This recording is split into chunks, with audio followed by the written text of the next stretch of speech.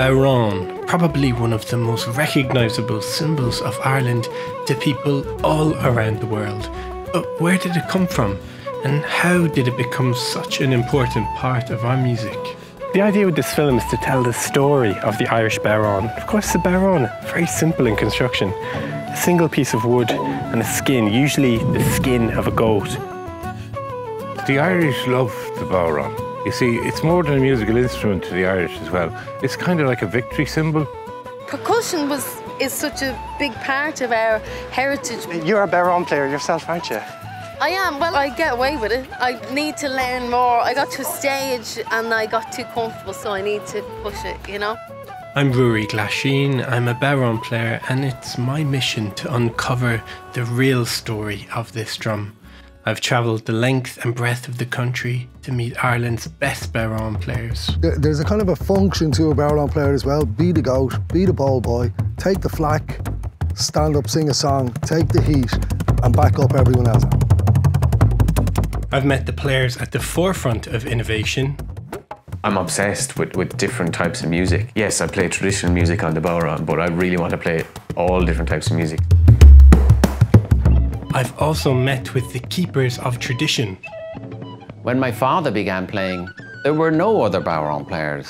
Look at this, look. Of course, you know, when they went professional and they got a manager and they were playing in America and they went on tours, you know, this could have been like the Rolling Stones, except it was the Chieftains. Sure, you'd have to have it on the bass drum, but when you don't have a bass drum, you put it on the bodhrán. You put it on the bodhrán. I've learned how the bodhrán is made from the makers who have defined its shape and sound over the decades.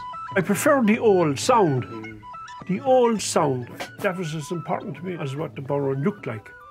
Would you say it's important, like keeping the tradition alive? Yeah, absolutely, yeah. I think when you forget your culture, you forget everything about you, so... No, I agree. Yeah. The bodhrán, it's like carrying my own baby close to my heart, and I feel the heartbeats of that baby. And it's so beautiful. Like that.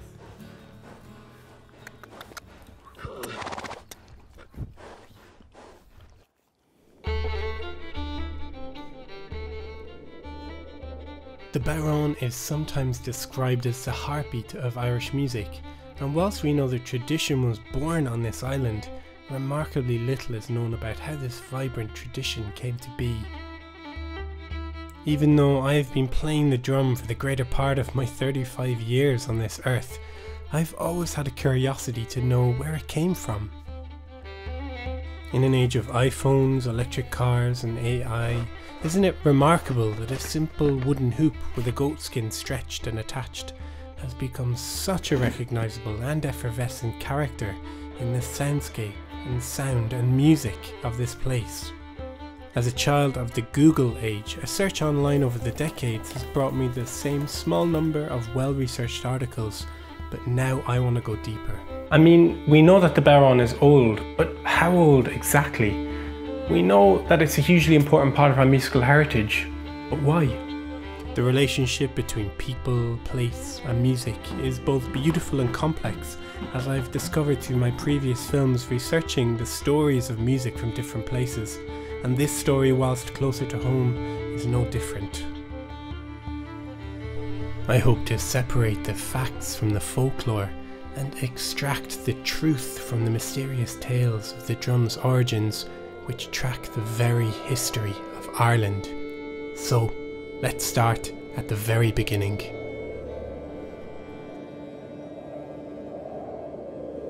To try and get to the heart of some of the questions I have regarding the bodhrán's history, I've come to the National Museum of Ireland just outside Castlebar in County Mayo, whose fascinating collection of instruments and objects can help us to understand where the bodhrán came from. This is incredible. I don't think I've ever seen drums, or are they drums, like this. I mean, they look like bodhráns.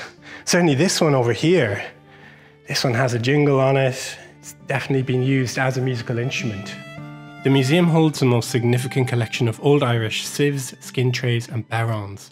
My goodness. The challenge is figuring out which one is which. You can see some of the trays or drums, they're actually so old that they've warped. They're almost kind of look like they've been through the Matrix or something.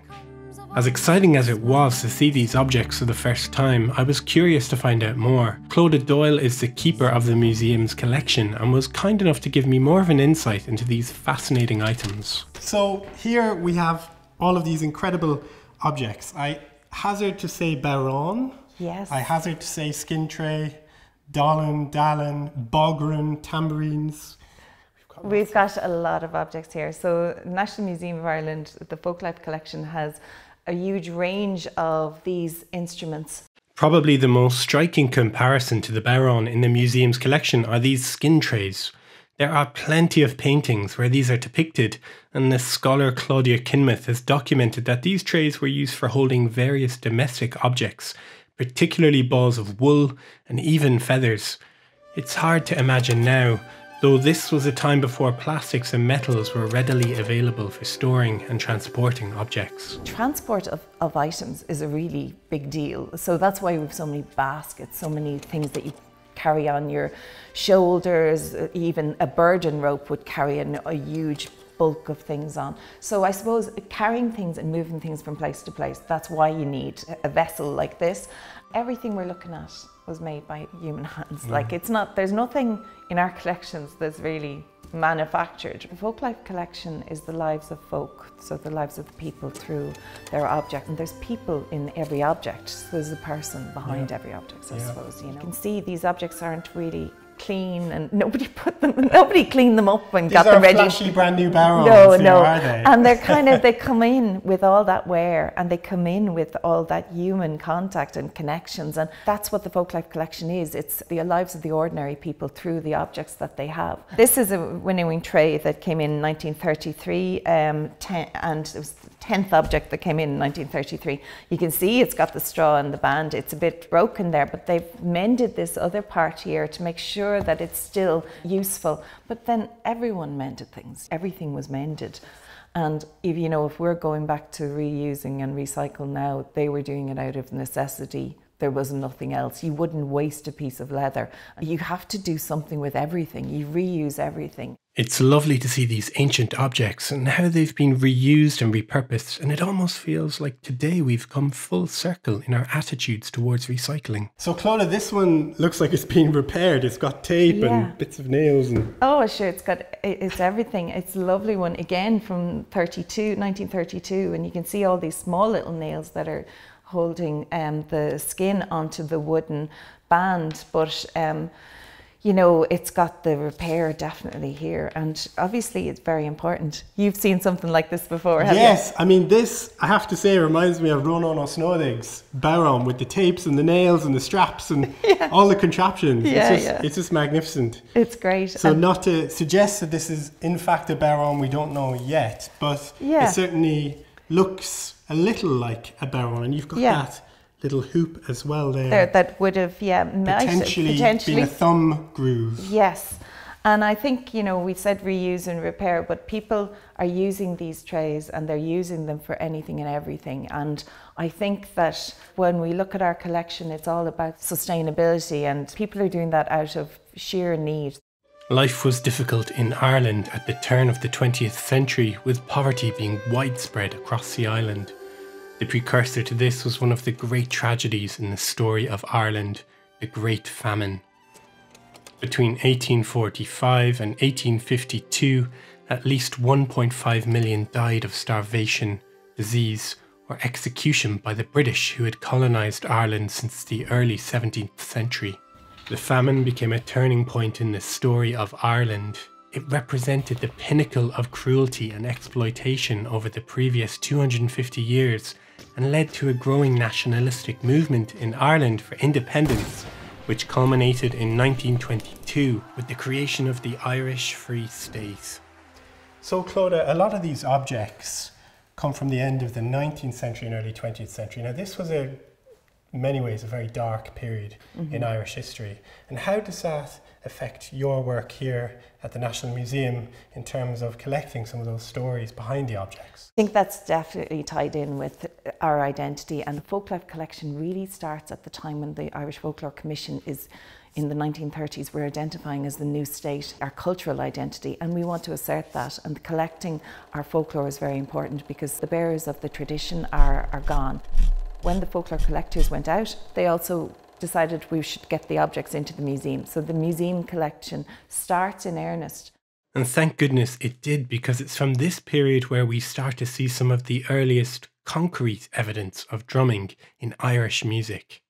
So this one, I believe, is listed as dating from 1930, which is interesting because this doesn't look like one of the other skin trays on the table. This one very much looks very like much an instrument. An instrument. Yes, definitely. Whether we call it a barron or a tambourine, yeah. You know, is to be decided. An early example of a drum being played in Ireland is for the ritual of the wren hunt, traditionally celebrated on St. Stephen's Day, the day after Christmas. It's thought that this ritual is rooted in pre-Christian times, and variations of the tradition exist in Celtic and Norse folklore. The tradition goes where wren boys gather to dress up, sing, dance, drum, and tell jokes whilst mumming, the practice of going from house to entertain in exchange for some snacks or a penny. We have these wonderful photographs and even a short video of the drum being played in a way that is stylistically relevant from 1946 by Cuiphán O'Danaher. Looking at this table, Clodagh, we see this drum here, which is listed as being from 1930, looking very much like a tambourine. And then you look at some of the more tray-like skin trays. I mean, would it be possible that for the wren hunt, these skin trays would have been drawn down and used as a drum, and that as its own kind of culture, that as its own phenomena, in parallel to the tambourine being something much more likely to have been imported? With all of these traditions of going from house to house, it usually falls on the younger kids, and you're not going to give the best things out to them. Like, you probably would pick up a kind of a tray that is made out of leather and say you can bang away at that, like when you're going down the road, as opposed to like a tin can or, you know, something like that. Anything to make some sort of noise and a din, you know.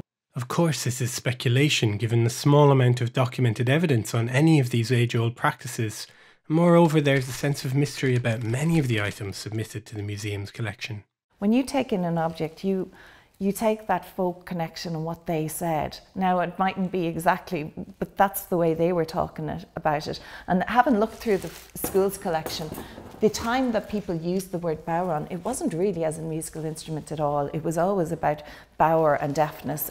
A lot of people just associated the bowron as a word for someone who was deaf, or a winnowing tray. When we look at all the objects in our collection, and if you open the presses there, you'll definitely see a lot of the connections between the winnowing tray and also sieves. And so sieves and bowrons seem to be in the same place in agriculture, and then we have very obvious ones that have come in as musical instruments, and they're in our music collection where they've come in. People have said, we use this playing music. So you're telling me you have more We've instruments and objects? Yes, Maybe we have. We could go and have a look at those. Would that be all right? That would be amazing. Yeah, fantastic. No problem. Let's do no it. problem.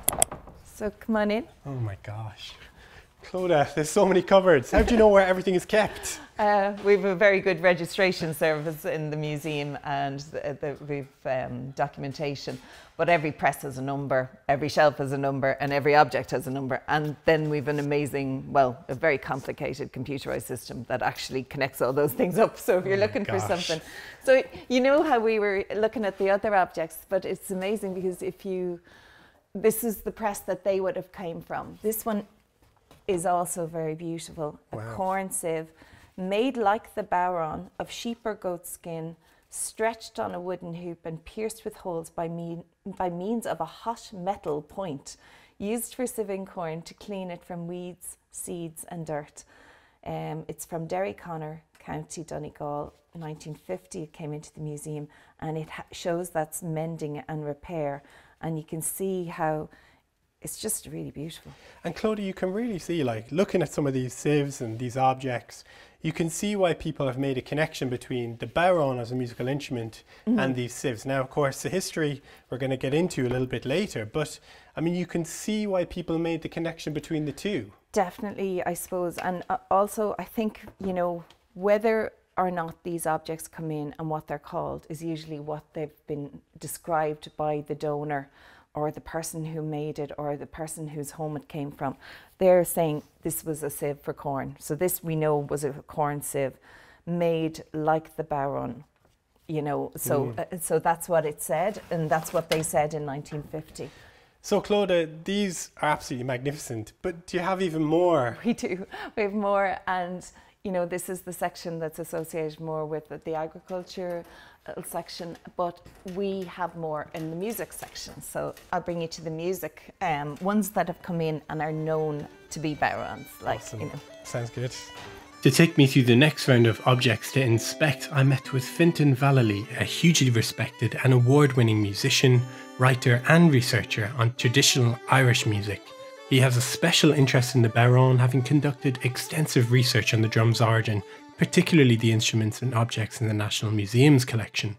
I heard about the collection here, and I came down here in 2008, and I photographed and measured up, like a phrenologist, all the sieves, riddles, drums that they had here. I catalogued them all at the time, but the conclusion I drew at the end was that all the bodhráns, they're just that's old primitive subsistence technology, but the tambourines, all the tambourines are made out of something else, out of redundant sieves or bits of other circular wood like wool wheels. So the conclusion I came to was that we were copying the tambourine in the later 1800s. This is the original bodhrán, which was a household implement. This is a household tray. This would be used for putting spuds out on the table, for putting bringing in turf from the stack, as Patrick Kennedy wrote about in the 1830s, or bringing corn out to feed the horse. It was like a measure of corn as well. That's the bodhrán. From the beginning of the 1800s, these were being improvised on for mumming before the rain, as far as I can figure out. And there were kids would bang on them, because I mean the skin is only tucked into the sides here. There's no nails involved in this thing at all. You tuck the skin over the edge, and when it dries, it creates a tension. And you can see the tension in that there. And how do we know that that was happening in the 1800s? Because I'm working on a book on it at the moment. It's called Beating Time. But I've dug all these references out from folklore accounts and from press clippings and from some stuff in literature, but most of this stuff has never ever been written down before or even talked about before. So these are things that I uncovered and discovered to my own shock, because I started off wanting to prove something entirely different. There are descriptions, very few, I think maybe 2, of kids banging on these to improvise the drum. But what they were doing, they were copying the tambourine. You see, the tambourine was brought into Ireland from the middle 1700s onwards as a commercial shop item. And they were being sold in all the music shops and through the music trade. So people obviously began, well, we're not going to buy one of those. They would save up to buy accordions and fiddles and things, but they wouldn't save up to buy a tambourine. So they copied them and began making their own tambourines. So, but this one here is this is an actual, you know, a tambourine copy. So people made themselves. At a certain point, the old bodhrán, for the household bodhrán, the tray, the winnower, had gone out of fashion, had gone out of style, because people were getting more prosperous after the famine. A lot of these things were just dumped, they were lost, they were forgotten about. A bodhrán is a tambourine without jingles. But it's got the name of the old household implement on this object. But it's not an evolution as such. It's just that we took the name from the old object, we took the Italian tambourine and we turned that into an instrument.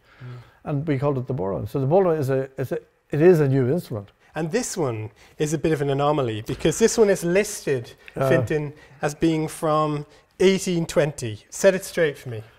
Well, I don't think it may be possible, but I'm not a judge of wood, but I just judged from this here that this was made out of something else in the collection here. They're all made out of something else, all of them. I think this was made from an old wool wheel, and it could be the date 1820, I doubt it very much. 1820, that's a long, long, long way back. Do we need to get some carbon dating on this? I don't know how you date things like this, but like, you know, maybe the original wood might be from that. It's doubtful. But even if this drum is from 1820, if the frame is from 1820, the skin certainly isn't, because it wouldn't have lasted that long. So the court is out on 1820 for this drum. it's unlikely. Looking at it, observation based on your expertise, it's unlikely.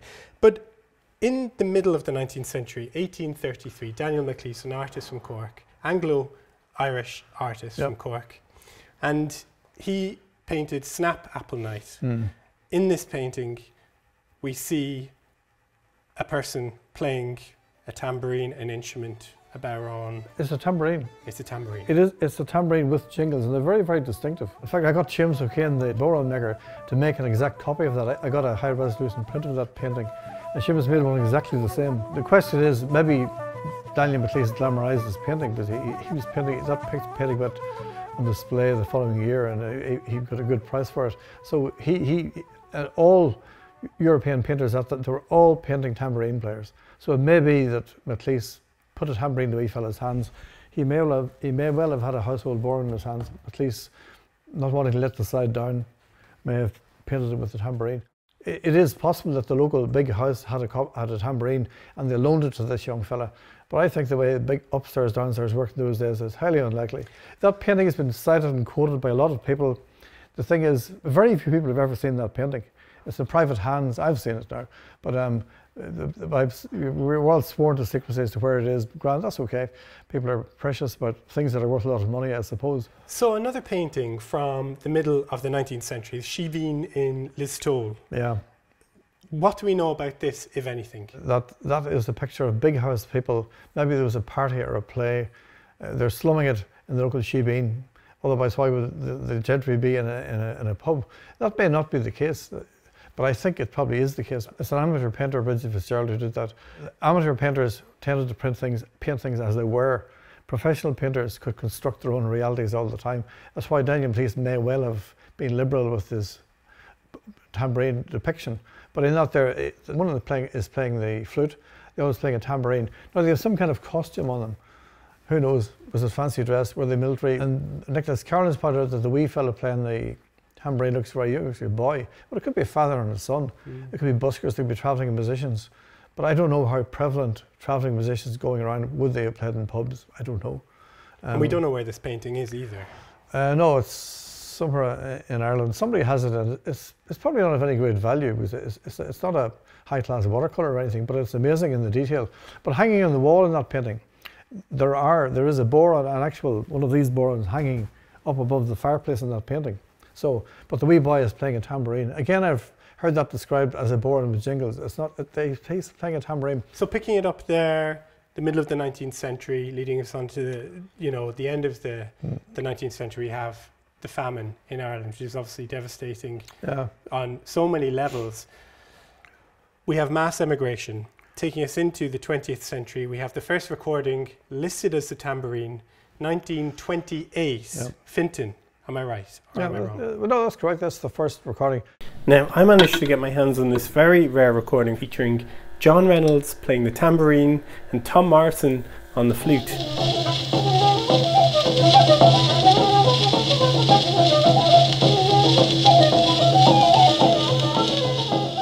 Now, this recording was made in New York City, and it just tells us really, how important the diaspora was in terms of the development of traditional Irish music and the bodhrán.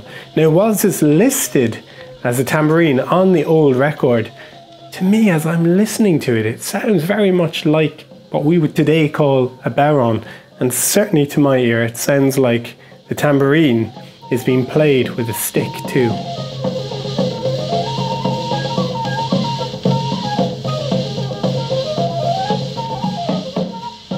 Jingles in the background of that recording, and it's listed as Irish flute and tambourine. And there are about 5 recordings altogether, and they all say tambourine. They all call it tambourine. But the performance practice of this recording, from what we can hear, it sounds like it's being played like a bodhrán, as we would sort of. Well, it's a tambourine, but like the tambourine and the bodhrán, they're both vertical drums, so you have to play them either with your finger. The tambourine was always played with the hand. And that was the old way of playing in Kerry up until the 1960s. And it's also the way of playing in Sligo, up in Connacht, up until and Mayo, North Mayo, up until the 1960s as well. So, but you can also play it with a stick, which is a fashion probably came from drumsticks. And like there's a reference to Carney Meath to somebody playing it with a stick, back in the later 1800s.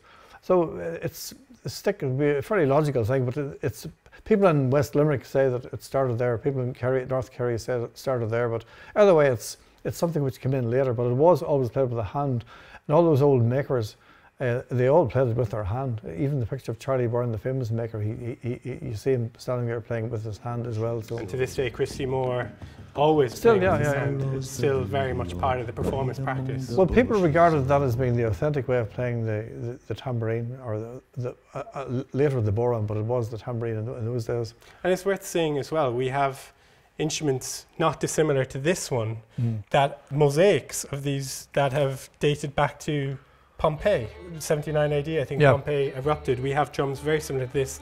Southern Italian tamora from Campania. That's right, yeah. The tamuriata, drums just like this. So this in essence, you know, this drum, there's really hard evidence of this going way back 2,000 years.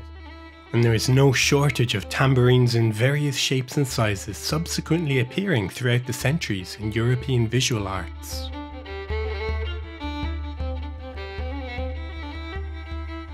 So to me it seems like the most likely evolution is that we had skin trays in Ireland called bodhráns, or at least sometimes called bodhráns, and musical instruments called tambourines, which existed separately and were probably imported. To my ear at least, it sounds from that first recording in 1927 that there is a definite playing style to the Irish tambourine, which our contemporary bodhrán sound is derived from.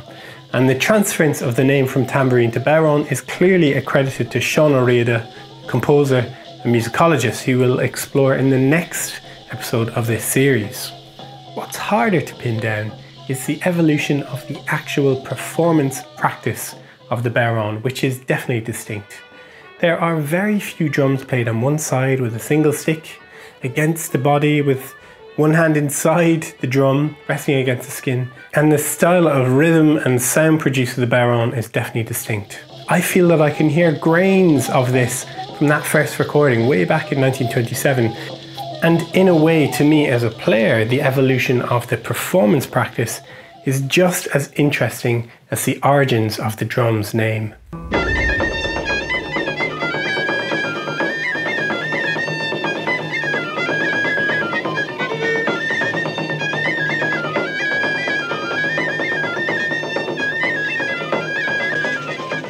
Barely any video or audio featuring early Irish tambourines or bodhráns exists, like this clip here. That was attending the Fleadh Cheoil na hÉireann in Mullingar last year, which is Ireland's biggest festival of traditional Irish music and dance. I stumbled upon the most remarkable story of one of these early drums, made in 1953 by Eamon Doolan.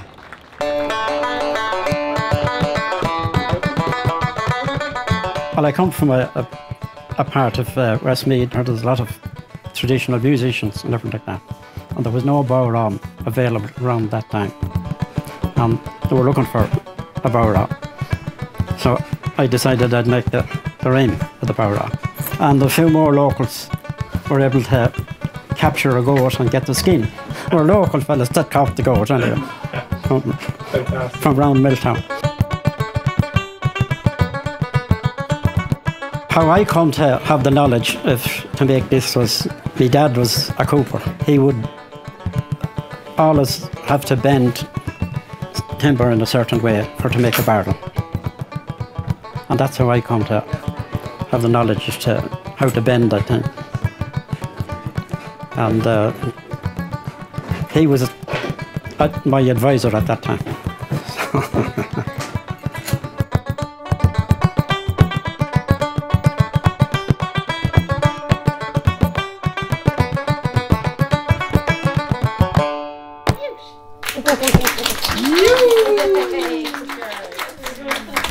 Oh, I can't believe my dad played that. You know, her dad was the first man to play it, so one of the first anyway. And he was a brilliant player of the bodhrán. Dad handed me the bodhrán in Gunnins one night and just said, I was about 8 or 9, I'd say, and there was a session going on and he handed me the bodhrán. He said, are you going to play that? I said, I can't play it. He said, try it. And that was it. Just hit it after that. Yeah. Do you want to play another one, Catherine? Play one more, will we? Yeah. We'll one for the road, right? You never have a session 1 tune. No. What are you going to play, so?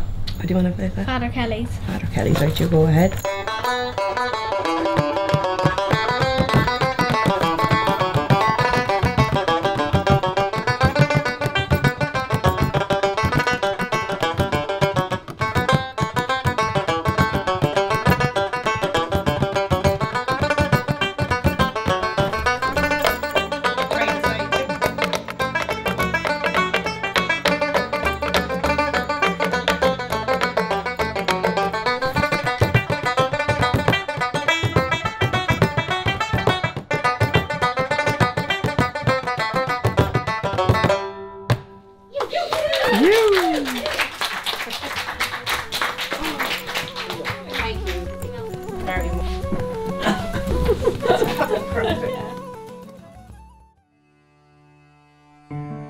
Many of the early stories from this period about the Bowron lead us to the north of County Kerry, known as the Kingdom of Ireland, specifically the small market town of Listowel, positioned on the River Feel, and famed for the many Irish literary icons who came from or made their home in Listowel, not least the playwright John B. Keane, born here in 1928, who was particularly inspired by the Bowron makers and players who lived here.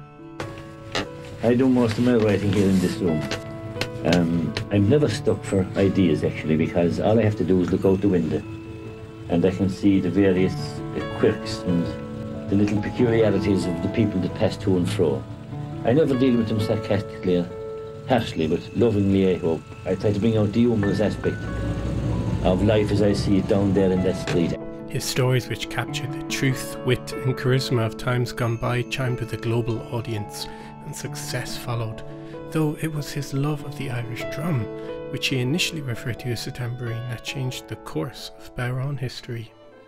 More drums, tambourines louder, louder, that's it. He had a pub here in Listowel since 1955, and in fact it's just around the corner. It's still run by his son Billy. So I'm going to meet with Billy to ask him about the tradition of Bowron playing here in Listowel, see if we can unearth a few more of those stories about some of the iconic makers from the area. So we're here behind the bar in John B. Keane's, where I pull pints 364 days a year. And this is, as they call it around here, a mural. People don't say mural here, they use the word mural. And it was painted by a girl called Moira Ryan. And Moira was commissioned by my dad to paint the scene from his play Sive, which was the play that brought the Bowron back into contemporary Irish music. The Bowron plays an important role in Sive in both building and breaking tension through the drama's dark themes, where Sive, a young schoolgirl, is forced into an arranged marriage with a rich and lecherous old man. It was a very powerful statement that young girls shouldn't be forced to marry an older man. And what was that? 1958, it was first produced here in Listowel. The Abbey Theatre in Dublin following, confirming John B. Keane's star as an acclaimed playwright, was born.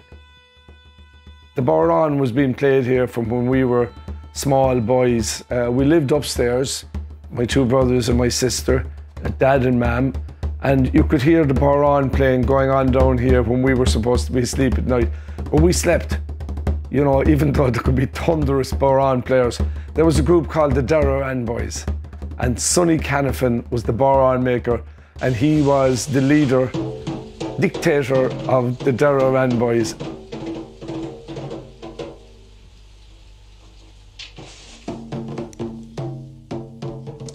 Sonny, we saw you testing it there over at the fire, warming it up. How can you tell when the sound is right? You can know by the tone.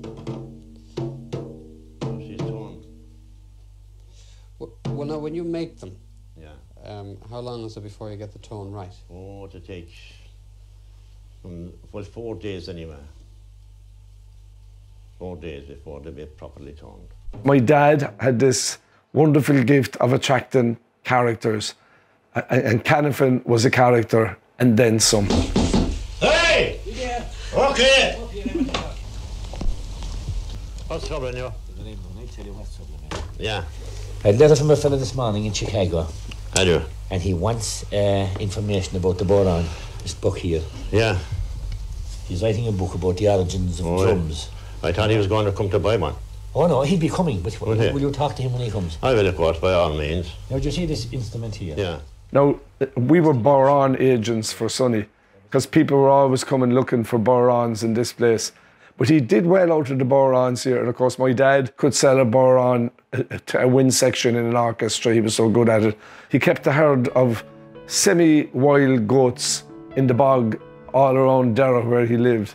They just wandered around the bogs and they fed themselves off the heather, and they milked the goats as well for goat's milk. And Sonny swore by the goat's milk. He said it was an aphrodisiac. There's a certain Arab in the bog. An Arab? Yes, Herb, yeah. You would know it's an Arab or a herb. Yeah. But the goats always pick it up. Yeah. And the goat's milk. And it's good for sex? Oh, sex, because there was an old lad there, back there. He was 101 years. Yeah. And he was so sexy they had to lock him up. After the goat's milk? After the goat's milk. Very good. Jumbo side, the tambourine made for side. Yes, I did. Oh, Mike Clavin, you the man, you was always in the van. Made an open door to old man and got so. May white snuff be at your way. Conny cake and the plenty on your table in some. Sonny brought so much joy and life into what was essentially an area where people were dying off, and you know, there are still some people living there, but the old way of life, the small farms, you know, planting a few potatoes on an acre, making a bit of money from the bog, still goes on to an extent. But that time there was hundreds of people living in Derra. Now there's just a few. But so it was the end of an era, but it was also like the end of all great civilizations. The end was also the high point, and that's where Sonny came in. He was there when it was at its very, very best. What more is there to do but visit the Derra Bog, where Sonny lived, his wild goats roamed, and where the magic of his bodhrán making all took place.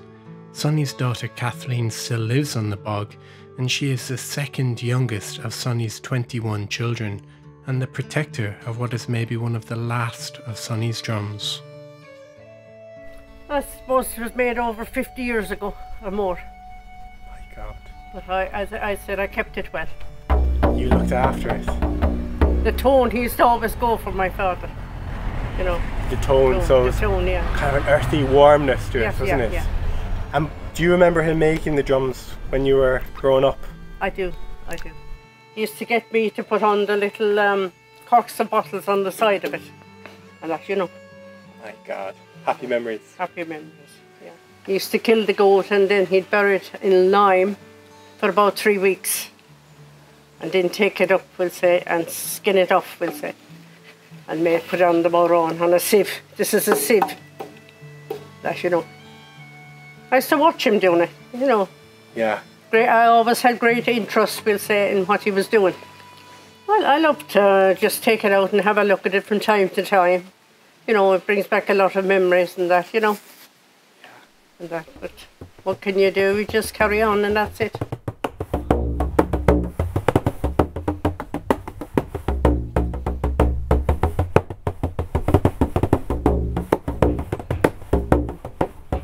Kathleen was kind enough to let me tip out a few rhythms on Sonny's bodhrán, and it felt like a privilege to play such an old and important instrument. Wow, this is the real deal. An original Sonny Canavan bodhrán. Kathleen, what can I say? Thank you so much. You're welcome. I think the bodhrán was popular, say, in North Kerry and West Limerick. I think a lot of it was the ritual of making the bodhrán. It was elemental. It was part of where they came from, part of food chain, if you call it that. I think there was a certain fun in it, a respect, and that it wasn't just something you bought off a shelf, that it had to be made, it had to be nurtured, cared for, and there was huge skills, traditional skills involved that were intergenerational. I think that was a big part of it, that it was worthwhile.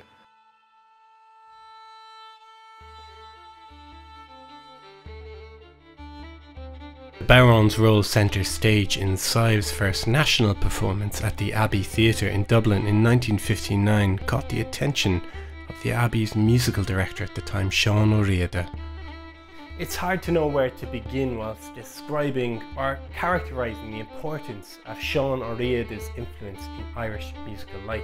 Specifically in relation to the bodhrán, he was the first musician to give it a role, and I suppose a reverence too, alongside the pre-existing lineup of traditional Irish instruments. I met with Malachy Cairns, one of Ireland's best known makers, who shared with me a letter from John B. Keane sent 2 years before his death, which attributes a direct connection between the bodhrán and Saive and O'Riordan's fervent interest in the drum. This is the one, like, see from John B, right? Of all, however, is Johnny Cahill's story of meeting with Sean O'Riordan when the Distol Drama Group were at the Abbey Theatre in 1959. O'Riordan was the leader of the Abbey Orchestra at the time, and he approached Johnny after he told him he'd never seen the bodhrán before. He was intrigued by it. In terms of evidence, this is maybe as close as we can get to establishing a direct link between Saive and O'Riordan's first awareness of the drum. The following year he founded Ceoltóirí Chualann, an iconic traditional Irish group in which he played the bodhrán. To find out more about O'Riordan's connection with the drum, I met Mel Mercier, an acclaimed bodhrán and bones player, composer and academic who has a particularly special connection to O'Riordan. He viewed it as something that would bring the pulse of the music into the musical picture. And the colour of the instrument. And he was as interested, I think, in it for its distinctive Irishness as he was about, more interested in that than he was in the technique. In my own listening to O'Riordan and Ceoltóirí Chualann over the years and O'Riordan's playing is that he had a very particular feel for rhythm. And you hear it in his playing on some of the recordings, not least, for example, when he's playing the bodhrán on the soundtrack for the Playboy of the Western World. There is a kind of push and a pull and a cadence in his playing that's really quite unique to him. It's unlike any bodhrán playing that you find now. The other thing about O'Riordan's rhythm is that it was never really too fast. The momentum of it is extraordinary. I mean, it's really, really, really powerful. Like, you wouldn't want to get in the way of that, and yet it's not that fast. So there's something about the momentum and the weight as well, I think, of O'Riordan's music and the tempo that group of musicians took it, which is also really quite distinctive and fascinating. Of course, nobody continued to play the way that O'Riordan played it. What happened was that Sean O'Riordan led the group from the bodhrán, which I think is an extraordinary thing, and we need to remind ourselves of that this drum, which was up to that point not considered to be a musical instrument, suddenly was in the hands of this musician who had the nation's ear. And he chose to create his prototype of a traditional music and led it with this instrument. As the group's recognition grew, O'Riordan moved to lead the group from the harpsichord and introduced Mel's father, Peadar Mercier, to the lineup to play bodhrán. Peadar is considered to be the first professional bodhrán player, pushing the boundaries of the drum's musical capabilities and inspiring a whole new generation of bodhrán players. When my father began playing in his 40s, which was sometime in the 1950s, there were no other bodhrán players to act as role models, because effectively the bodhrán wasn't really considered, certainly not widely, to be a musical instrument. You could hear it at gatherings, musical gatherings like Festina and Flaciols and things like that, or just where people gathered to sing and to play and to dance. And so you could find bodhráns, particularly in bodhráns in rural areas. But there was no real sense that it was a musical instrument.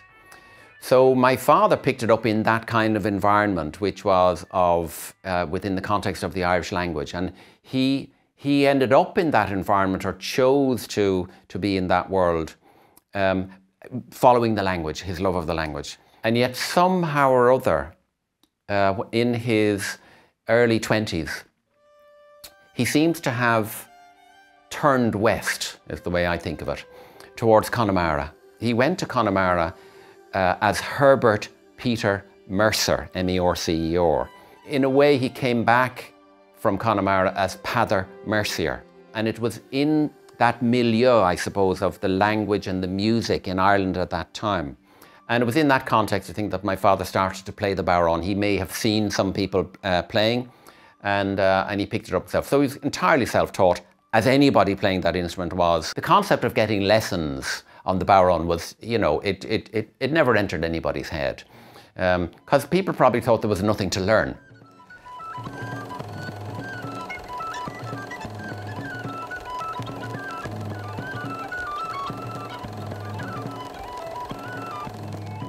During the late 1960s, Peadar Mercier joined the Chieftains, probably the singularly most influential Irish music group globally, and became the first full-time bodhrán player. I've got to look at this. Look. Oh, wow. So there's one of the drums and of course, you know, when they went professional and they got a manager and they were playing in America and they went on tours. You know, this could have been like the Rolling Stones, except it was the Chieftains. Sure, you'd have to have it on the bass drum, but when you don't have a bass drum, you put it on the bodhrán. You put it on the bodhrán, and so that my father would sit down on the ground. But of course, you can see these are old style, so it looks like it's been made out of a domestic or farm tray, yeah. And so the old style bodhráns were like that. And they would invariably have some kind of crossbar, a bit of wire or something on it, and so you'd hold it. So for the wren, which, you know, if you're playing outdoors, well, if you're crossing down the roads or across the fields, you want the instrument to be heard, yeah? So you'd hold it by that and the skin would be very tight and big sound. The instrument was probably in many ways an outdoor instrument, yeah, at least in that context. But when O'Riordan brought it up on the stage, and then when the Chieftains also included it in their lineup, it became an indoor instrument. Mm. And it went up on the stage and indoors. And now it was an ensemble instrument. The aesthetic had to change.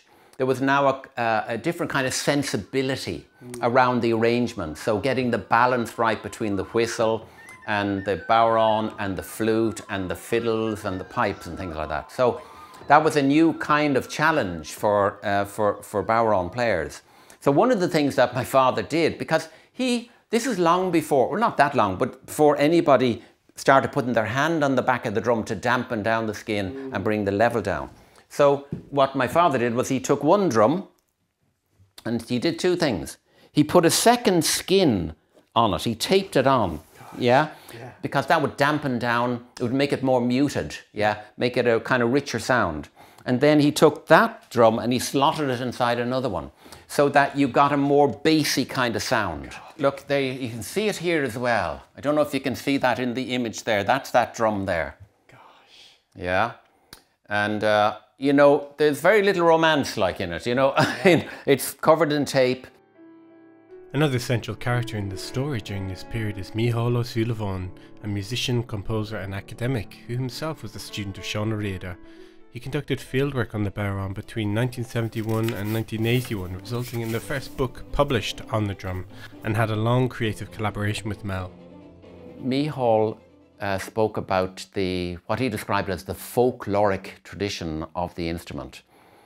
And in that, of course, he was referring to the role of the drum in, for example, the hunting of the wren, where it had and still has, although perhaps to a lesser extent now, a kind of ritualistic role, which, if you wanted to push it, raises interesting questions about the instrument itself, you know, like this instrument, you know, the frame drum itself. There can be a ritualistic dimension, almost kind of magical dimension to the instrument. It's not something that we associate with it in Ireland, but if you look at it in the context of the wren, you might be tempted to think that there are vestiges there of some kind of additional kind of role or power. The picture I have had since I began playing music is of my father on the edge of a semicircle. So the instrument itself and the player of the instrument being on the edge. And of course, I think what I've discovered is that in most things in my life, I'm most comfortable on the edge.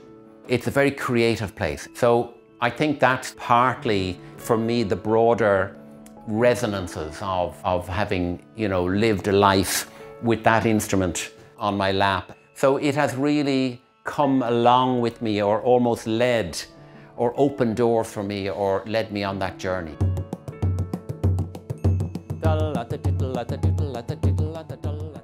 Peadar Mercier didn't just inspire and influence a generation of professional and amateur bodhrán players during this time, but also the bodhrán makers too. I lived beside Peadar Mercier. He was one of the founders of the Chieftains. And at that time, the bodhrán used to be just tapped on stage, you know, held up and tapped mainly. That was kind of the playing. But Peadar started it all, where, you know, the unique technique of bodhrán playing with the slow, controlled rhythms and variations in tone with the one hand behind the skin and all that. He was a master at that, and he was slowly showing me all of these things. Peadar used to come here and sit outside, and he'd be showing somebody how to play the bodhrán, and years later somebody would say, I didn't realise I was being taught by Peadar Mercier that day when I called to your shop. But that's the kind of man, he always added to somebody's life every day. Malachy has been making drums in Roundstone, County Galway for 40 years, and at its high point producing 10,000 bodhráns a year to people all over the world. Surely a sign that this bodhrán revolution was in full swing. But why? The Irish love the bodhrán. You see, it's more than a musical instrument to the Irish as well. It's kind of like a victory symbol, because if you look at the harp as a national symbol on government matters, you know. But the bodhrán is more of an Irish symbol in the hearts of Irish people. You've got the factory here as well in Roundstone. You know, here's the workshop, yeah. It would be incredible to get a glimpse, you know, without capturing too many of your secrets, Malachy, you know? Well, there isn't that much secrets, it's just work. Yeah, like maybe that's the biggest secret of all, you know? The graft. It's just keep doing it, like the ocean, in and out, keep doing it every day, continue to continue. Like there's the moulds now. You know, we just see them everywhere, they're here. We steam and bend the timber. There's no secret in that, you just steam it and bend it. And it would be easier here. A lot of the younger lads would have worked on boats with their parents, you know, when they were young, and they've been leaning towards that. In the early days, when I started from Dublin, Peadar Mercier was very helpful to me. But I also constantly went to see Davy Gunn, he's called in Dua in Listowel, North Kerry. He was a bodhrán maker. And he helped me a lot to get into it all and do it. And I'd make some rims for him, you know, and then he'd help me with skins and so on. Back at John B. Keane's in Listowel, Billy Keane also remembers Davy Gunn's bodhrán making. Davy also used this place as a bodhrán emporium. He was a genius at bodhrán. Some people say Davy's bodhráns were the best of all. Davy was a technician. A bodhrán technician. He got it just right. He was a bodhrán player's bodhrán maker. Mamie Gunn was an integral part of the Davy Gunn bodhrán operation. And she kept an eye on things. She was a very meticulous woman. She entertained people when they came out, you know, the bodhrán buyers, and she loved the company, and they'd get the dinner if they came at the right time. And she was very much there with Davy, and she would help him with the work. You know, there was a lot of stretching, and it needed two people at times. So Mamie worked very much in tandem with Davy. Mamie would spot if the bodhrán was overstretched, and she'd know, and she could play it. And the two of them were a wonderful team. Similarly, in Roundstone, Malachy's bodhrán making operation is very much a team effort between he and his wife Gifty, who has a remarkable story into the world of the bodhrán. I learned how to play the bodhrán my own way because, you know, I'm a Ghanaian born child and there's rhythm flowing in my blood. Absolutely. How did you find yourself out in Roundstone? It's a long story. I came to Ireland because I was made to relocate my environment. I lost my parents, both of them in the same year.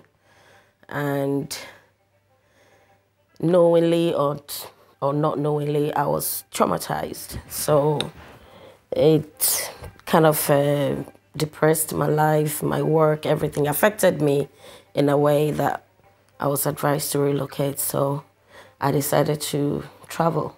My journey detoured through Holland, and I realized I was carrying a baby. So I had my son, Jason, in Holland. I decided to detour my journey again to Ireland. I arrived here and I went to the Department of Justice and I was allocated to Clifton. So this August past will be exactly 21 years. Christmas 2000, Santa Claus came to the hostel. This is the story. Yeah, and I was told to come out because it's Christmas. And you know, Christmas home is family. But over here, it was just me and my baby in the room. Oh, it was a beautiful place. I won't complain. It was a very beautiful gesture given to us. Santa Claus came. Santa Claus came to the hostel, and if you believe in Santa Claus, lots of good things can happen. You arrived at exactly the right time, Malachy. Yeah. Oh. And you know, the rest is fairy tale. Oh. But when I arrived here, for me, I was told we were going to the west of Ireland. Where is the west of Ireland? Those days, it's like 6.5 hours drive from Dublin to Clifton. So this huge bus that was supposed to bring like 50 or 45 people was empty. It was just me and my baby. After all the journey, when we got to Mam Cross, I felt a huge, big arm. It's very big. I mean, today, the reason why I've come to love this place, this arm big up there on the mountain just said, "You're welcome home." This is what I heard. It was so real. And I held my baby. I picked up my baby and I said to him, "Honey, we are home." So for us to arrive here, it was a real home. The Bowron, it's like carrying my own baby close to my heart, and I feel the heartbeats of that baby. And it's so beautiful.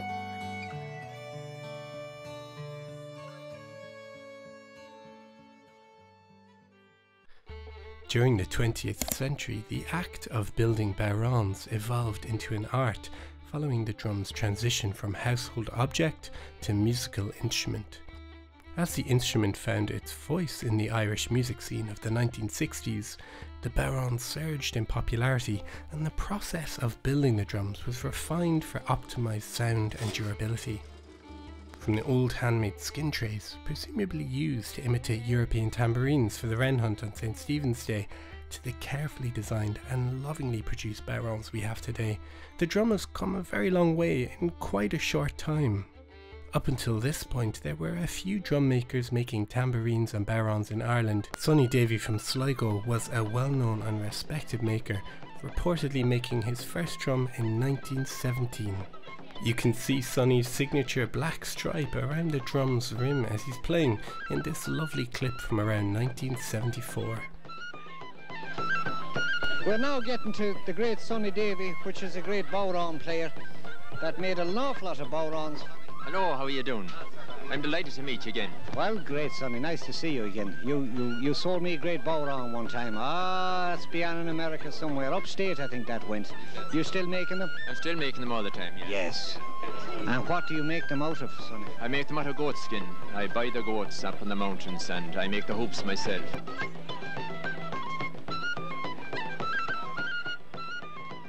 Up until the 1970s, drum making was much more individualised, with sporadic cases of people building their own drums, like Eamon Doolan, who made his own drum in 1951 for the first Fleadh Cheoil na hÉireann, and other self-builders like Peadar Mercier of the Chieftains in the 1960s, and in that spirit, Peadar Ó Riada, the son of Sean Ó Riada, who popularised the bowron in the 1960s, who shared with me how he made all of his own bowrons throughout the 1960s and 70s.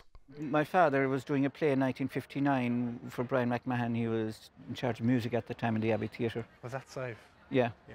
And there was Straw Boys in that play, so Brian asked Sean if he could produce the music and dancers for that. So Sean used the bodhrán that time. And he got, through Brian, he got to know an old farmer in Listowel who was used to make bodhráns. We had a craft shop at home and he decided that it would be good to make, when my mother and him decided we could make bodhráns. So myself and a local lad that I was friendly with, he took us down to Listowel to meet your man. And he showed us what to do, skin the animal and put it on the frame. And he was using sieves for sand, you know, which already had the handles in them. That was why it was handy. By 1970, 71, we had grown out of it and we'd other fish to fry. There are, of course, many others, so in my research for this documentary, one name was consistently present as I tried to unpick the timeline of events. I always thought Charlie made the best ones. I was very influenced by Charlie Byrne.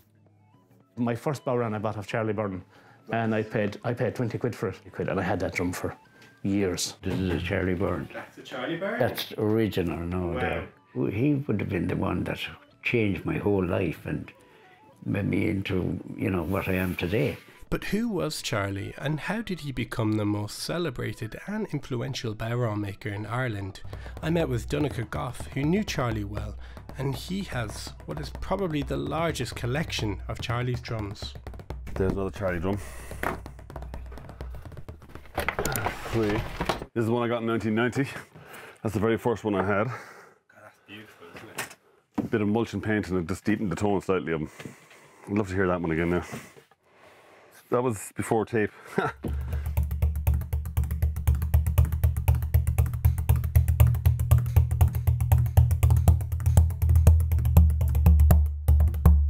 first time I got a Charlie Byrne's bodhrán was in February 1990. I was 15. So since then, I've been playing Charlie Byrne's bodhráns. I suppose my go-to bodhrán is the Charlie. The first time I met him, we drove to the house in Thurles. My father drove me up to get the bodhrán, and it was a great welcome. Himself and Peggy were great characters. But I remember just going into the back of the house and the bags of bodhráns, big sacks. They're like coal sacks full of bodhráns, and there's nothing like being able to go to a bodhrán maker's house and pick a bodhrán, go through 30 bodhráns and say, that's the one I like. Johnny Ringo McDonagh, credited for being one of the pioneers of bodhrán playing, also remembers Charlie fondly. He was a genuine, what I call a genuine bodhrán maker, in the sense he'd go out and he'd shoot the goat, skin the goat, do all the thing, make the rim, the whole lot, right?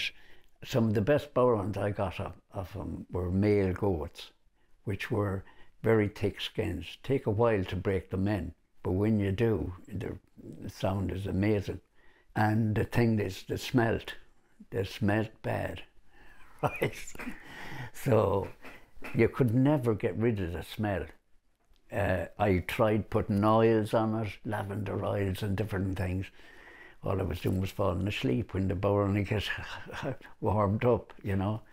And the next week the smell would be back again and I just gave up. But he would never show me the recipe, you know, his way of curing. He never showed it to me anyway. Whilst Charlie was hugely respected and admired, he was quite enigmatic about his approach and process to making bodhráns. There's lovely bodhrán juice. I met with Charlie's grandson, Dennis Byrne, and his son, also a fantastic bodhrán player called Charlie, to find out more. Pictures that a lot of people wouldn't have seen. Actually, Charlie Byrne working, putting bodhráns together in his workshop in Clabana Terrace in Thurles. And you can actually even see in this picture here, he's putting studding down a goat skin onto a rim. And his hammer, if you look really closely, you can see the hammer is so old that it's broken and he's still using it. That's the sort of way he would be. Nothing would get thrown away. And I think that overalls, I think he had that nearly all his life. So I can't remember him not wearing anything else. But he was very meticulous on some of the materials he would use. You know, his clamps, that's a very, very good picture of him there, clamping down the rims. He had the formwork done as well. And doing his own steaming. Now, in the early years, he did do this in Thurles. In later years, he moved back to his home farm in Kilkenny to do this. A picture of him there, off hunting goats, And he was a wily man for hunting goats. I think sometimes he enjoyed that more than actually making the bodhráns himself. Charlie was actually a box player, so I was curious to find out how he first got interested in making bodhráns. He formally only started making the bodhráns because of his daughter Carmel. Carmel was in her early teens, and she actually broke the kitchen cupboard door by playing it as a drum. And his wife Peggy said, "Will you ever go away and just make her a drum of some sort?" Which he did. Carmel, being a very, very good all-Ireland player, they were able to develop the bodhrán into the way it could be sold.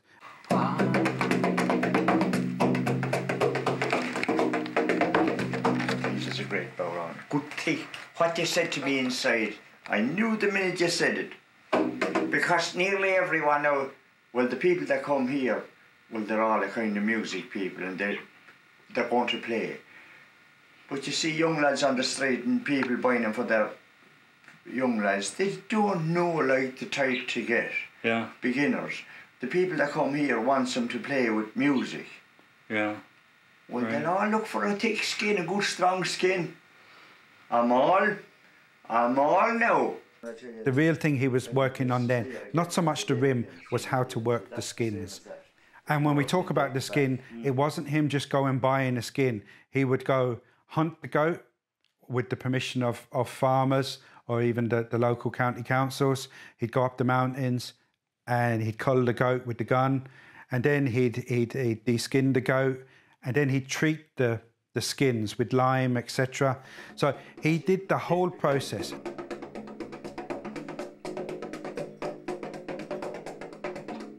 I'll show you those ones now. Here. There's lovely bodhrán too. It's kind of a bit of blood in it too. That was one that wasn't blade. That's only blood. The blood in and every animal, that's a good skin. Like. Wow. It's a real good skin. See, it's thicker in places. It's a great skin. That's 19 inches. That's for a Latin Cork. Isn't that nice? A Latin Cork's come next week. That's made from the racehorse skin. Wow.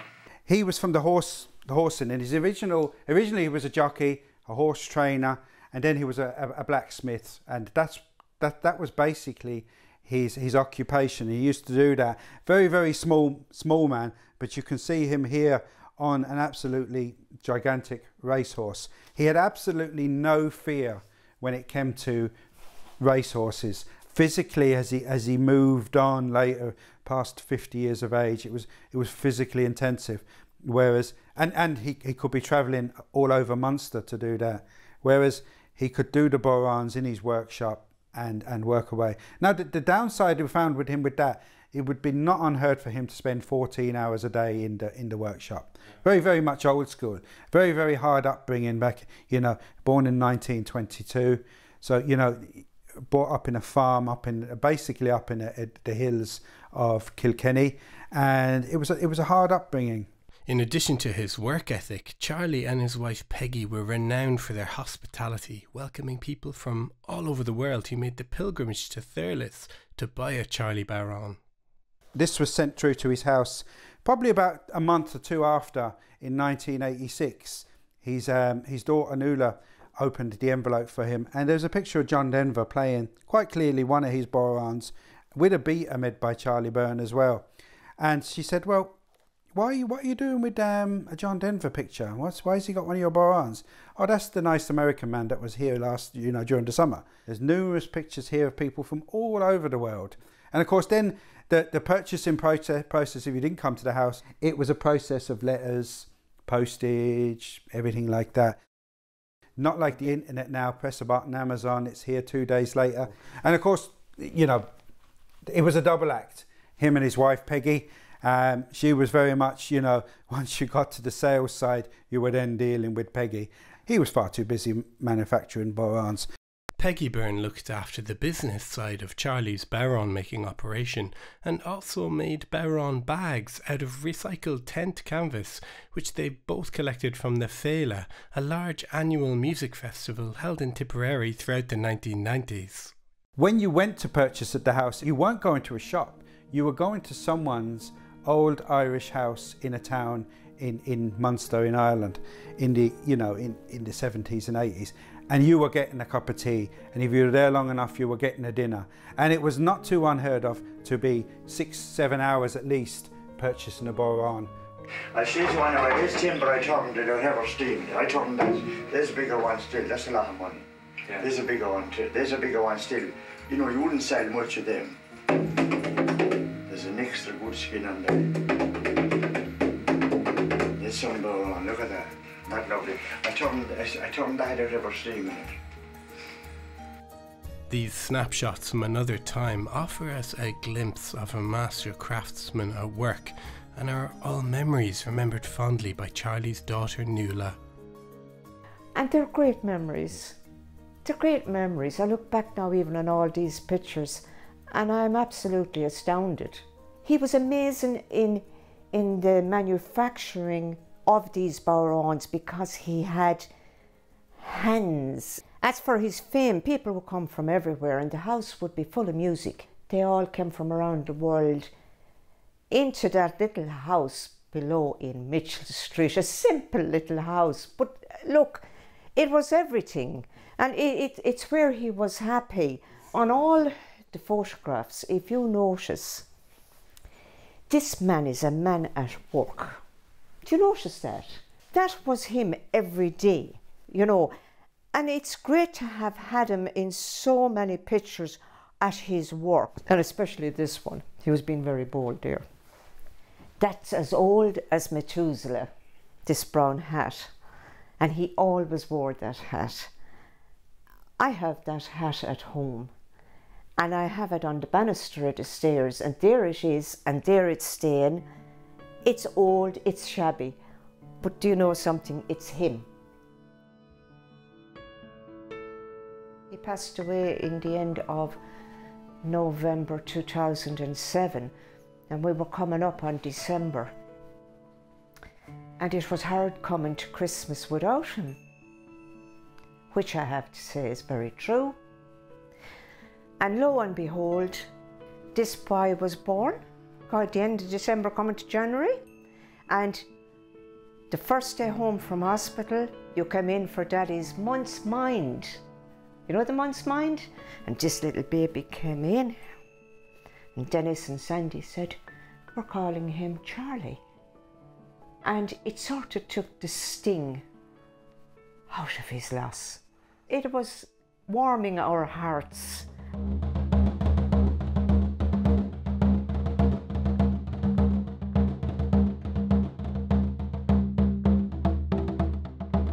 And I'm so proud of him. And Daddy would love to know he is keeping the tradition going. I've had people come up to me and say, is that a Charlie Byrne drum?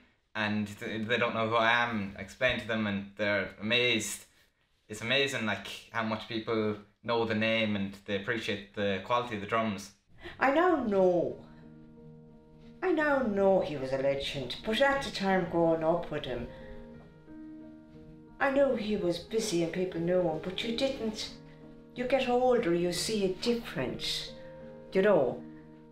I look back on it and I'm even amazed talking about it as it is. Charlie's impact on the tradition was huge, with many of the makers today taking inspiration from his drums, including Brendan White, originally from Youghal in Cork, who now lives and works in the Netherlands. This is where I make them. Oh my God. This is where all my Brendan White Barons are made. Yeah. I always thought Charlie made the best ones. The reason I liked his Borans is they were also very strong Borans. And they'd last long. They'd last you, you know? Yeah. And that's where the heavy skin came in. That was, that's when I realised that sound was the heavy skin, but also because they were non-tunable, they wouldn't go loose so quick. Brendan was amongst the first wave of makers to pioneer and experiment with tuning systems on the Baron, meaning that depending on the temperature and humidity of the environment, the skin's tension can be adjusted accordingly. When roughly did that kind of start with the tuning? I'd say 76 maybe. 76 or so. Christ, that's early. It was early, yeah.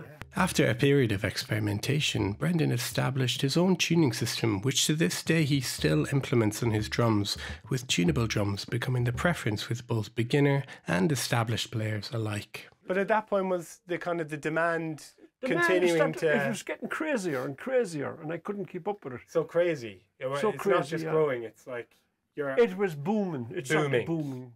The 1970s saw an explosion in the popularity of traditional Irish music and bodhrán playing, with artists like the Chieftains and Christy Moore reaching mainstream popularity at home and abroad. Brendan's drums have been incredibly popular from this period, like the better part of 5 decades. Though despite the universal popularity, Brendan is uncompromising about quality, and specifically sound. I prefer the old sound. The old sound. That was as important to me, try to keep that sound as what the bodhrán looked like.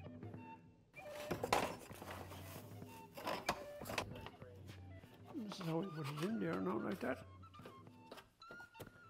And the hammer.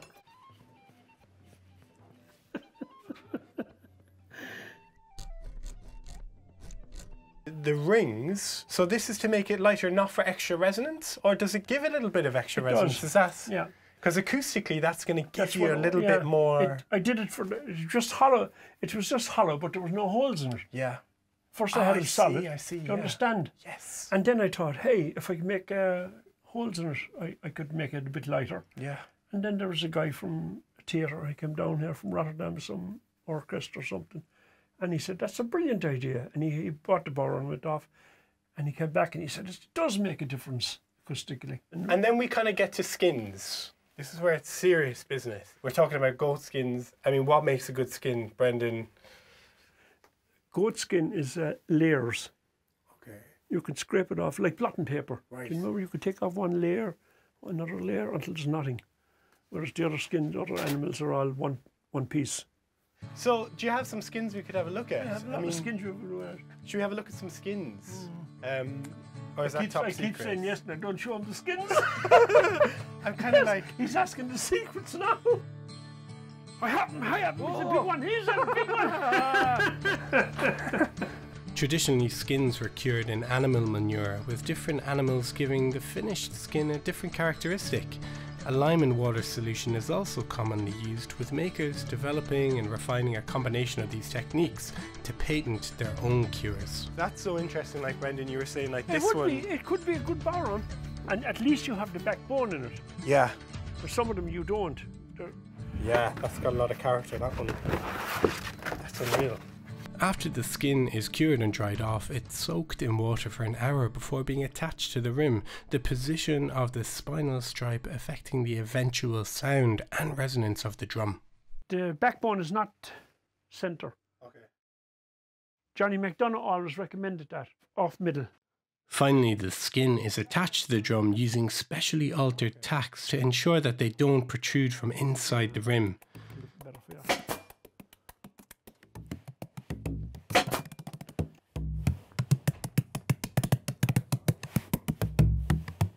This bodhrán is now complete, but what does Brendan hope for the future of bodhrán making? I hope it keeps going. If it keeps going the way it is, it stays part of the music. I hope the music in itself doesn't change. That would be more of a worry. I suppose it's almost like, you know, you have that pure version at the core, and then from there are layers of different influences and changes and things that are happening, but that the purity of it hopefully stays in some kind of form, almost like a crystallization at the heart of the tradition. As bodhrán players, I feel we walk a fine line between honouring what came before and innovating along with the ever-changing and increasingly technified world we're living in. It's hard to believe that so much change has happened in the last 50 years, and Seamus O'Kane, a master bodhrán maker and player, first heard the bodhrán on a recording in 1968, a time where there were only a handful of bodhrán makers in Ireland. There was only about 4 makers in the country at that time anyway. I hadn't even seen the bodhrán before I started making them. But whenever I heard good players, you know, and I would try and keep the sound in my mind, and then try and reproduce that.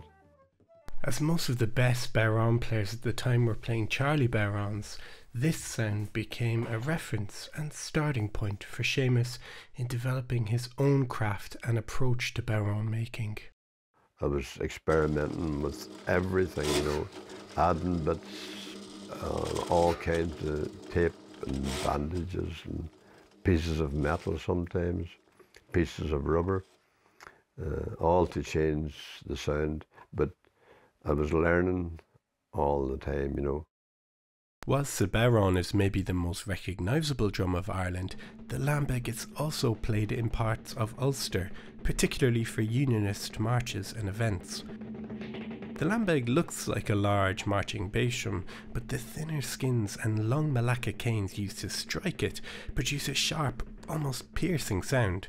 Lambeg makers are highly skilled at curing skins, and since 1975 Seamus has used these to make his bodhráns. Since I got the skins from lambeg drum makers, they are absolute experts on curing skins, because sometimes it's been in the family for 200 years, you know, and they know all the modifications. Some of them are very secretive, but some are very open about it, and you learn a lot that way. You know. It is like a cultural cross, you know, a step forward, you know. The lambeg skin is unique in that the recipes for curing are handed down from generation to generation, often within families, even though much of the selection process of suitable skins comes down to experience. Well, there's at least 50 different breeds of goat.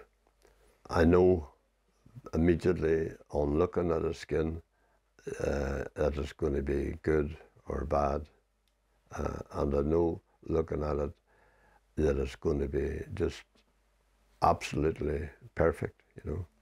Early on in his work on bodhráns, Seamus also experimented with ways of further moderating the distinctive lambeg skin sound. I met an old jazz drummer. He had just a ring of plastic that he sat on the drums, you know, and it was like this. And I had already been using masking tape to do that, because I knew that it changed the sound.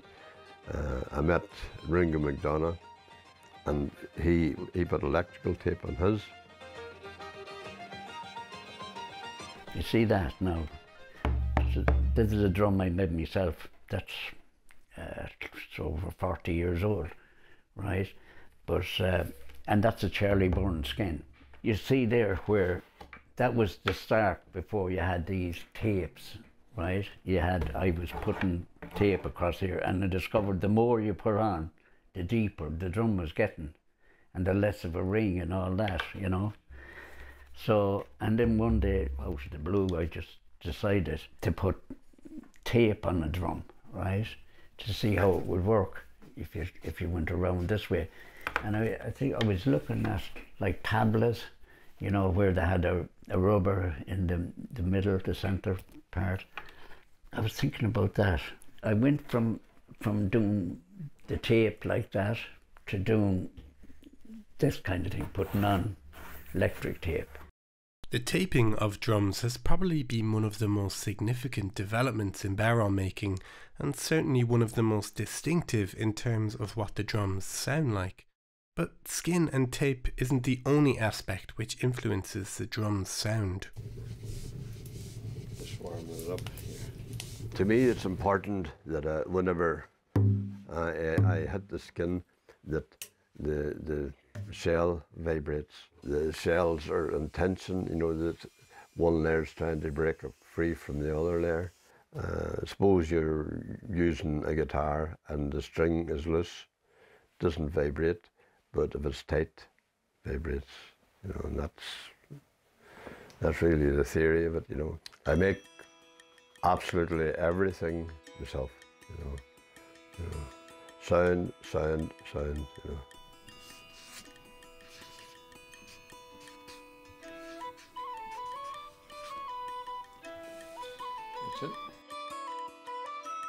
So what happens next in the story of how the bodhrán is made and produced, we shall have to see. From the humble skin trays and tambourines used for drumming in Ireland to the masters of craft who have paved the way for the bodhrán's prominent role in the music of Ireland, and without whom the tradition of bodhrán certainly wouldn't be so vibrant. Look at them there now, look at them there now, you come in. Look at anything, have a look at it, no, you notice what yourself will want, no, you're the man, listen. This is what you will want yourself. You can take down, look at anything at all, you're welcome to anything at all is there. It's just what you will want yourself, and I'll help you to pick. Have a look at this. This video was taken in 1946 by legendary folklorist Kevin Danaher in Athay, County Limerick.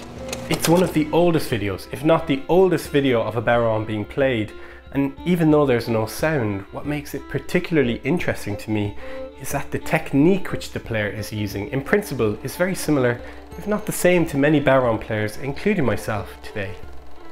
But the evolution of performance practice is much more complex than this, with multiple recollections of different styles and approaches to playing in different parts of the country, and a shortage of primary source evidence to back it all up.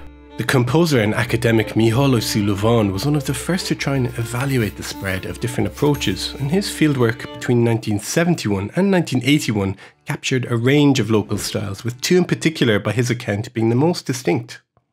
The North Kerry style, arguably the most prominent, using both ends of the tipper to strike the bodhrán, and the West Limerick style, where only one end of the tipper strikes the drum. Interestingly, these two regions are neighbours and combined make up a very small geographical area in Ireland. It's also important to note that many early bodhrán players up to and during the 1970s played with the hand, usually the first finger of the playing hand, a practice which still continues to this day. And in addition to these, there were many other techniques used up to and during this period, some being accredited to geographical areas and others presumably individualistic innovation. And we can't omit the great Seán Ó Riada, credited for bringing the bodhrán into the public psyche, whose entirely unique technique of playing was presumably developed intuitively. But when Ó Riada brought it up on the stage, and then when the chieftains also included it in their lineup, it became an indoor instrument. And now it was an ensemble instrument, so it was playing with others. The aesthetic had to change. That was a new kind of challenge for bodhrán players. Despite the many approaches to technique, it's the sound of the bodhrán during this period which is distinct, and probably best demonstrated by Peadar Mercier, bodhrán player with Cultúrí Cualann and the Chieftains. My father was really playing in that old traditional style. He was playing motor rhythms, yeah? And for my father, it was not about the complexity of the rhythms, it was about the groove. You know, it was all about the pulse of the music and getting in, and the feel of it. I love this motor rhythm. I've heard you speak about this before, and it just characterizes. It's this kind of groove and forward momentum. That's right. That has an electricity to it. The sound and style of Peadar Mercier's bodhrán playing became a kind of gold standard for players in Ireland during the 1970s, including bodhrán legend Johnny Ringo McDonagh. When I heard Peadar Mercier's sound, I said, oh, that's it, like. The tone as well that he had, right? It was beautiful tone, soft tone, no high-pitched ringing. And then I went down to Kerry and I was checking out people, different styles and all that. There was a lot of people playing hand playing, which I liked. Now, there was a man called Carl MacTighe in Ennis. He used to play, but he used to use a shotgun cartridge. He'd take out the thing and he'd put the shotgun cartridge on his finger, and it was like brass, and he was loud, and he'd bang it, you know. I preferred the softer sound, like, you know. Johnny's creative and tone-oriented approach to bodhrán playing led him towards the next major invention in terms of the bodhrán style.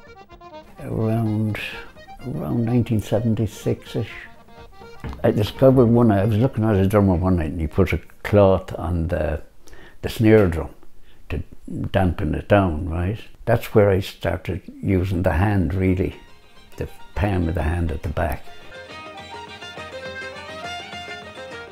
That was the main thing with me, was the sound of the drum. But I was trying all different things way back in the early days.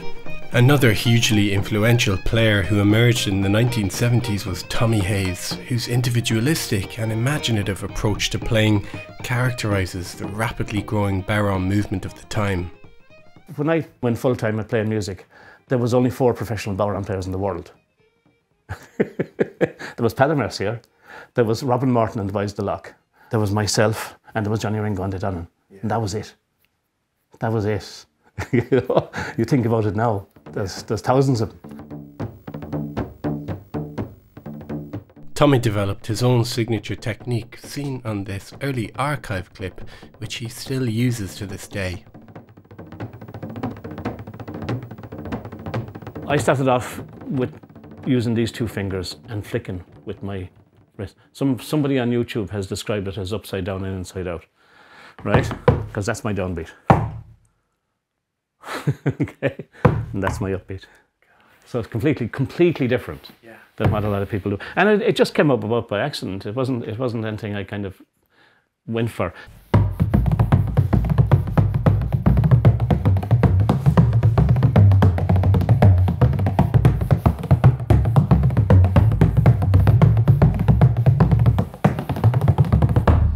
So yeah.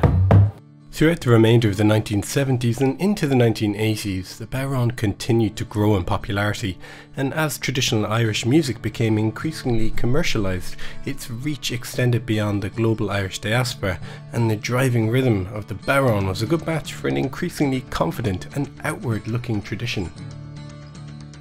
There was so much creativity, new ideas coming all the time. It was a brilliant time to be alive, like. I was lucky in that sense. The Irish love the bodhrán. You see, it's more than a musical instrument to the Irish as well. It's kind of like a victory symbol, because if you look at the harp as a national symbol on government matters, you know. But the bodhrán is more of an Irish symbol in the hearts of Irish people.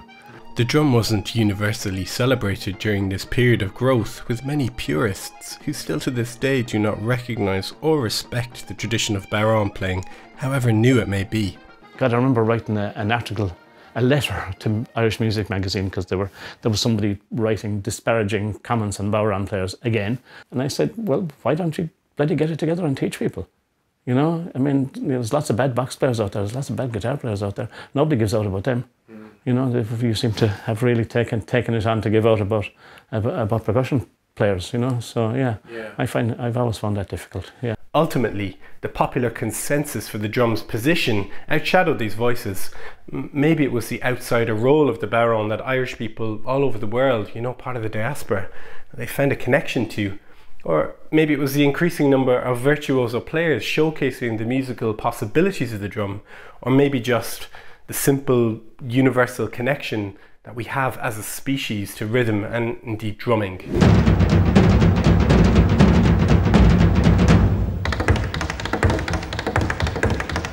The thundering rhythms of Irish music, and indeed the bodhrán, were no more evident in the cultural phenomenon that was Riverdance. Despite the meteoric popularity of the stage show after its first performance in 1994, the fusion of different styles, specifically in relation to the bodhrán, had been brewing for some time already. I was always interested in drumming, I was interested in other things, but I became very fascinated by Arabic drumming, North African stuff, always have been, probably always will be. But at the same time, I'm a traditional player, but with all these other influences. I was hearing for the first time, you know, like the music from India, like South Indian music, which has this extraordinarily rich, old tradition. Of percussion music. My ears were kind of being attracted to all this, and what I was really drawn to, I think, was the percussion in those traditions. As a bodhrán player, playing at that time relatively simple rhythmic kind of phrases and music, to hear the complexity, and also to meet a tradition which was so old, yeah, and so evolved. Ronan O'Snodig is one of Ireland's most innovative and creative bodhrán players, whose band Keela broke new ground with their approach, which blends traditional Irish music with other global influences.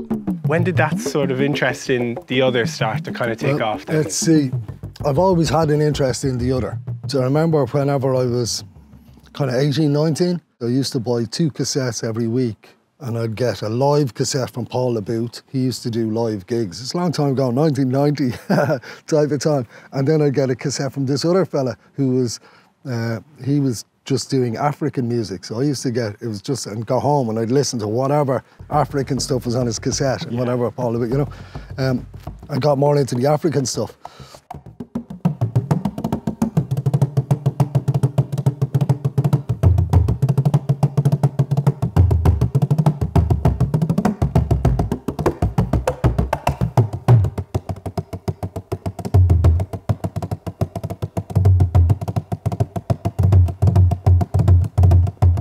I suppose when I was a kid in school, there was only, like, I don't know, maybe that amount of bodhrán players, like that amount that I was aware of. Do you know, it wasn't a really renowned thing, you know. I was always inventing things. Like I came up with this thing, I had a slide since we were in school, you know. And I used the slide for a wavin pipe, but you see, it's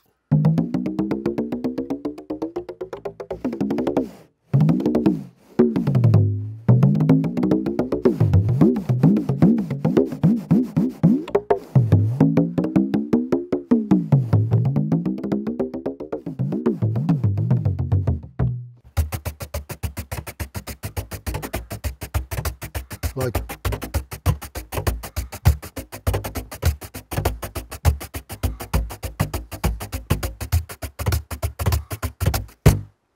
it's kind of cool to get a roll on that. It just makes the roll a tiny bit louder. Yeah.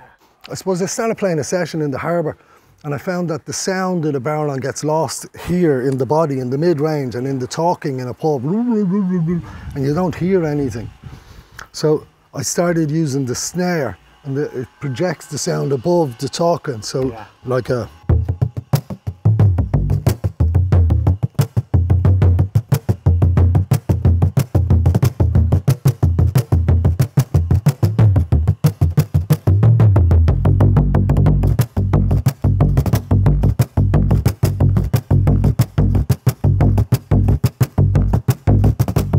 By the mid-1990s, the enthusiasm for the bodhrán was growing and more excellent players were emerging, collectively kind of turbo-boosting the development of different playing styles and inspiring a whole generation of young players. It was the groundbreaking playing of Fluke's John Joe Kelly, founded in 1995 in Manchester, that inspired Dermot Sheedy of Hermitage Green to first pick up the bodhrán. I feel like that was almost like a wave rushing up until then, and John Joe was just like, he was the one there that gave it to everybody in the package of Fluke. Okay, John Joe was bodhrán, but the melodies and the accompaniment was really groundbreaking with Fluke. Absolutely, it's the timing, the time signatures. Moving away from jigs and reels, looking at the crossover 7-time, 11-time, Hindustani inspired rhythms that are long note rolls, tone rolls, rhythms that go on and on. No, it's absolutely. For me, I'm obsessed with different types of music. Yes, I play traditional music on the bodhrán, but I really want to play all different types of music. It's this fusion of influences that led Dermot to experiment with the bodhrán in his band, Hermitage Green. When Hermitage Green came along when I was like 20, now I'm playing the bodhrán. This is kind of turning into a pop band. I should probably start playing drums. Started playing drums. And then a couple of years into it, I was like, why don't you just play a hybrid bodhrán drums?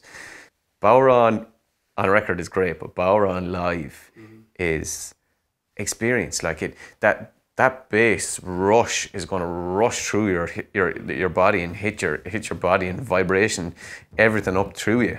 Now, the synthetic head is where it really flies here. Dermot was one of the first players I saw playing on a synthetic bodhrán head as opposed to the traditional goat, and of course it sounds amazing, so I was curious to find out more. It's really formed my bodhrán playing over the last 10 years of being in the band. I went from playing jigs and reels to really now playing grooves. I know it's controversial, but I believe that there is something with the synthetic head drum bodhrán that will further develop the instrument. I know not a lot of people are not going to enjoy that one. Why is that controversial? Maybe it's because people don't appreciate change, and I can acknowledge that, but I'm a real futurist and I love change and I love imagining what the next evolution is going to be, and I love pushing the boundaries. I mean, maybe both can sit side by side and exist in harmony, and you know, you have the more traditional drum for the more traditional scenario and the more contemporary for the more contemporary scenario. Existing in harmony, is it possible? Baroniers, bodhrán players, who knows? We'll just have to see. From everyone I've met in the process of making this film, it's apparent to me that innovation and individualization is central to the tradition of bodhrán playing. But what happens next in the bodhrán story? I think it's in good. I think it's in real healthy fettle. I really do. I'm kind of welcoming of everything, but it doesn't mean that you're gonna go and do it if that's not your style. It's an art, isn't it? And within art, you have expressionists and you have wacky, off-the-wall conceptual stuff. Yeah. I certainly see it myself. Like everything is welcome, and people are expressing themselves and staying true to the purpose and the meaning of the music and the heart of the rhythm of playing. Percussion is such a big part of our heritage. You're a bodhrán player yourself, aren't you? I am. Well, I get away with it. I need to learn more. I got to a stage and I got too comfortable, so I need to push it, you know? What are the commonalities or characteristics of the bodhrán species? Stone cracked. They're all fucking mad. This is such a beautiful sound. Yeah. This gives like such a... There's a difference. So different. There's a difference. But the same. The same. Different, but the same. Same technique. Yeah. Near, but far away. There's a kind of a function to a bodhrán player as well. Be the goat, be the bowl boy, take the flak, stand up, sing a song, take the heat, and back up everyone else. For me, the bodhrán, it's an escape route into another version of us or something. The bodhrán, it's like carrying my own baby close to my heart, and I feel the heartbeats of that baby. And it's so beautiful. Unlike many indigenous drumming traditions in decline, the tradition of bodhrán is thriving, in fact growing exponentially with masses of passionate players and makers who carry the torch forward. Though what happens next in the bodhrán story, we'll just have to see. For me, this has been a remarkable journey into the story of our drum, the Irish bodhrán. And after many hours of research and reading and interviewing and editing, I still feel like I have barely touched the surface. I hope you've enjoyed watching this documentary, and if you did, you can help me to make films like this by subscribing to the channel, liking the video, and maybe even sharing with a friend. And finally, a massive thank you to everyone who contributed to making this series of films, and all the bodhrán makers and players, past and present, who inspired me to make it.